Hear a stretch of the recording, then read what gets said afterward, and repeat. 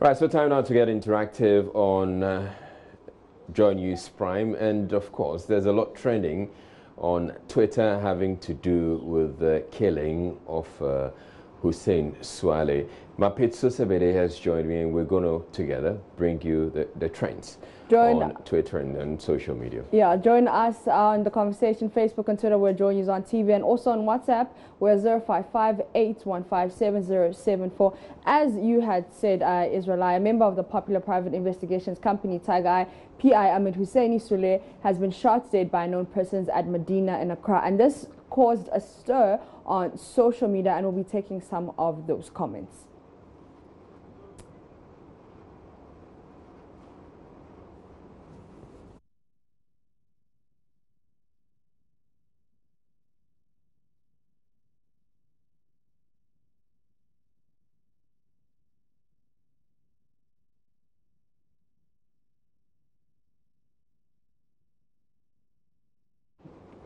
All right, so I'm going to bring you some of the comments on social media. We get to Facebook. Man Siasan says, this killing has overshadowed the men's gold brouhaha. Ouch. Ghanaians forget easily. Well, not quite, because we still had the men's gold in the bulletin. And then Ayambere says, oh, because it's a shithole country and you give a public contract for someone to be killed, come to defend yourself. A serious country wouldn't allow you to talk on air like you're doing now. And Ibrahim Smile says, is this man above the laws of Ghana? He speaks and acts as though we're living in an autocratic or banana republic. This exhausting posturing can only take place in Ghana.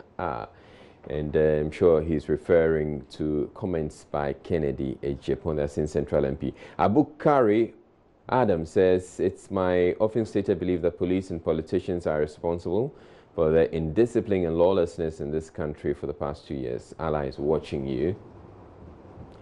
Munkaila says, how will Ghana develop with this kind of leaders? Eric Little says, exactly, because Kennedy is not a saint, neither is he an angel. It should be the first suspect of the journalist's death, because how could you leak an image of an undercover journalist whose investigation shocked the nation some few months ago? And then we have Mimpeasem says, journalists should not be killed in cold blood. I don't think anyone should be killed in cold blood. Fadilu says, our leaders are not serious, and Ghana is not safe. Shame. And Anthony says, laws not working in this country, rich and politicians have their way, so many people are supposed to be behind bars now. And Osei Premper says, the law says one cannot be guilty until proven guilty. Samuel says, Ghana is not safe for all of us, including the president. And as Kwesi Asare says, everybody is a suspect. Anas isn't an exemption, because anybody at all can kill anybody at all, at any point in time, at any day, at any time, with anything. And Antonia Benjamin Sharif says, Kofi Kumson warned Ghanaians, just that we failed to listen. May he soul the souls of those who were killed just last week, and the souls of those who are yet to meet the same fate rest in peace. Now, undercover journalist Anas Anas posted on Twitter eulogizing his slain colleague, said, sad news, but we shall not be silenced. Rest in peace, Ahmed, he wrote. Now, on Twitter, hashtag journalism is not a crime has been trending for most of the day, and we'll be taking some of those tweets. All right, so Manasseh Azura Winnie, our own Manasseh Azura Winnie says, if a witch cries in the night and the child dies in the morning, we do not go to the soothsayer to ask what killed the child. This ancient proverb may be flawed in law, but the witch should not be left out if suspects are taken for questioning. Interesting one. Tui Abdullah Michael says, as journalists, we wake up every day with the hope of changing the narrative, putting the spotlight on issues that matter to help bring solutions. But in the end, we are treated with so much hate. We get insulted for speaking the truth. Worse, we are killed for speaking the truth. Nikote says the Ghanaian parliament did not stand up for truth and justice. They continue to harbor a sitting MP who threatened and incited violence against the journalists for exposing corruption. This is fundamentally undemocratic. Journalism is not a crime. Kwete Nate says, journalism, a profession that doesn't pay so well in our part of the world, yet those who risk their lives to do it too are bastardized and attacked at the least opportunity. Hashtag journalism is not a crime. Thierry Yan says, rest in peace, Ahmed. Painful, whichever way you look at it, the brutality of the action described leaves us with nothing but the conclusion that this was coerced. Shameful. Journalism is not a crime. And Sunshine Girls, Jessica, City FM, says, sad day for journalism.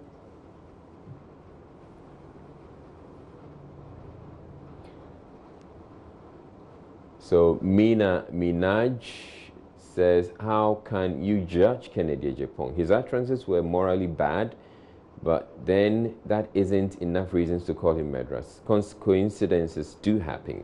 And undercover must remain undercover because bad men of the city want him dead. R.I.P. Ahmed. Hashtag journalism is not a crime. New quote comes back. Well, this tweet we've read already. So Ote says he was shot twice in the chest and once in the neck at Medina, not in some outskirts of town. Whoever did this job is well skilled, making sure of death on the spot. Jennifer Abba Amos says Anas could have posted the tributes without making it obvious that he wants to pin the murder of Ahmed on Kennedy Agyapong. We all know the tension between them. But then again, this shows that we are accountable for utterances and words we utter.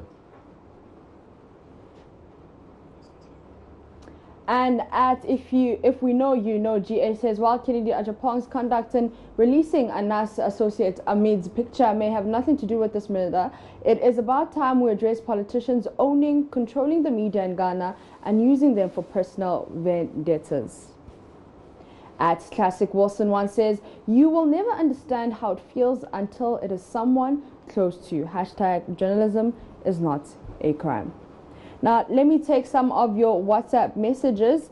This one says, why should the death of the journalist be a big deal? How many years has it been since the MP was murdered in his house? How far has that gone? Walanyan Akatia says, Ghanaians should just leave out NPP government as a party and deal with Honorable Kennedy Agyapong as an individual for the sudden death of Ahmed for his unguarded, irresponsible and reckless utterances. And Insinyani says, Honorable Kennedy Agyapong doesn't talk like an MP. And from Kojo Richmond in Kumasi, it says, Mr. Agyapong had the opportunity to respond to this very sensitive issue even before any invitation by CID, but he chose to insult and be hard. Maths because numbers plus alphabets equals what? And science because numbers are involved and there's just too much going on. And Afrikaans because, well, it's Afrikaans. Well, those were some of the subjects I hated in high school. And for that fact, I didn't get the best marks as compared to the rest of the other subjects. I passed, but I certainly could have done better.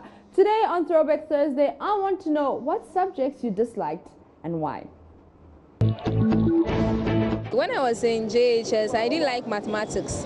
But I realized I couldn't do anything without it, so I developed the interest.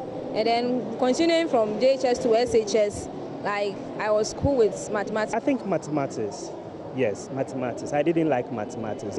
I thought it to be something that you'd have to go through stress before you can make it. So even up to now, I don't like mathematics. I didn't like math because I felt it was difficult. And because I didn't like it, I didn't put in much effort to make me pass the subjects. So basically that's it. I didn't like calculating. Even in WASI, I did well in my readable subjects. Science and then I think maths.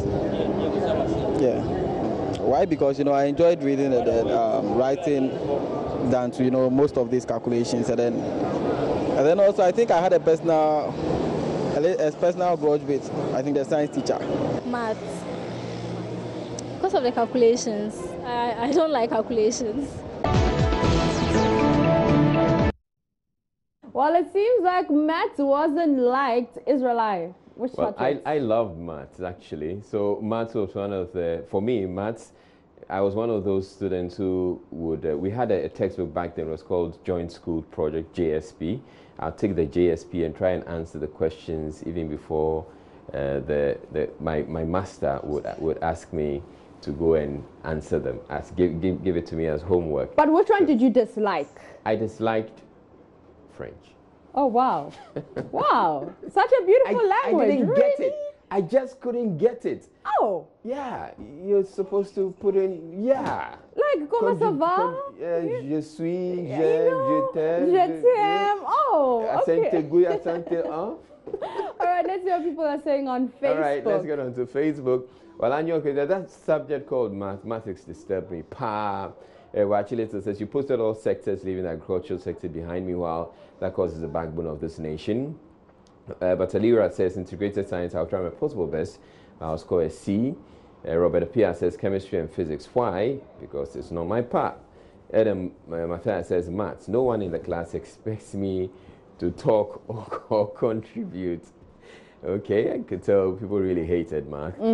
By Jeremiah says, geography. I was always confused in the geography class. My teacher always confused me with this USA and America. Australia is an island, it's a country and a continent.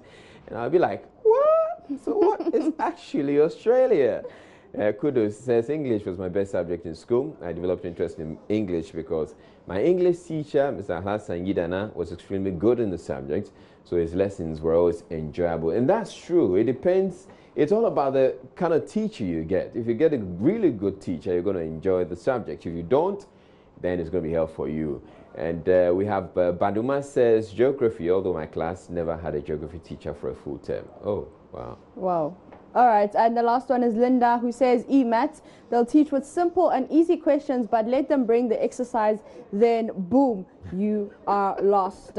On WhatsApp, this one says, I never liked chemistry, but I liked maths, small pair, and this is from Elmin Ntema. Now let's check out what's trending on Twitter. Number one is Muhammad Ali, who would have been 77 years old today, and when he would have been born. His Kentucky hometown will honor the late boxer by renaming its airport for him. But here's a snippet of who the man was. Now we're all for Joy News Interactive here on Joy News Prime. I'm Mapito CBD. All right, thank you very much, Mapito CBD. My name is Israel. Thank you very much for watching. Have a good night and stay like a bee.